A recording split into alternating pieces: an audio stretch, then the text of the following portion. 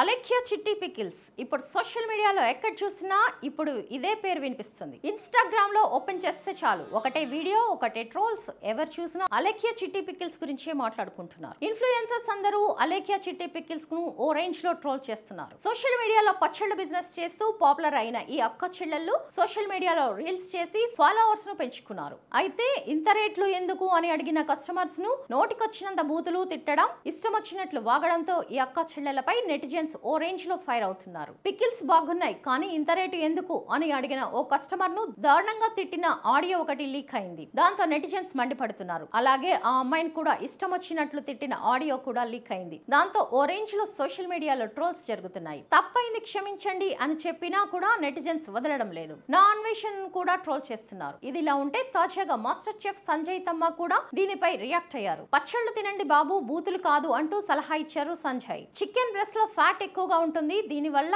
పచ్చళ్ళు shelf life ఎక్కువగా ఉంటుంది. అందుకే నాన్ వెజ్ పికిల్స్ మీరే చేసుకోండి, మీరే తినండి, బూతులు తినకండి. ఒక్కకి సేంద్ర బాబు ఒక్క పీస్ అంటూ సంజయ్ మాట్లాడిన వీడియో సోషల్ మీడియాలో వైరల్ గా మారాయి. ఈ వీడియోపై నెటిజన్స్ ఫన్నీగా రియాక్ట్ అవుతున్నారు.